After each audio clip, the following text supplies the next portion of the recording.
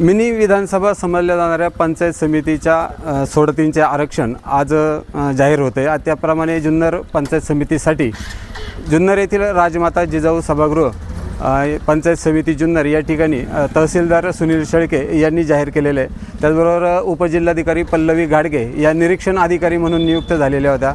त्यानुसार जुन्नर पंचायत समितीच्या सर्व गणांचं जे आरक्षण आहे ते मी तुम्हाला आता सांगत आहे। त्यानुसार पंचायत समिती नारायणगाव गण हे अनुसूचित जाती महिला यासाठी आरक्षित झालेले आहे। उदापूर गण अनुसूचित जमाती, त्याचबरोबर डिंगोरे सर्वसाधारण महिला, ओतूर सर्वसाधारण, धालेवाडी सर्वसाधारण महिला, पिंपळवंडी सर्वसाधारण, आळे ओबीसी महिला, राजुरी सर्वसाधारण, बेल्ले ओबीसी, त्यानंतर बोरी सर्वसाधारण, खोडद ओबीसी महिला, वारुवाडी सर्वसाधारण महिला, सावरगाव ओबीसी, कुसूर सर्वसाधारण, बारव अनुसूचित जमाती महिला, तांबे अनुसूचित जमाती महिला असे एकूण आरक्षण या सर्व 17 गणांसाठी पडलेलं आहे। त्याचबरोबर आता झेडपीचं देखील आरक्षण येणार आहे।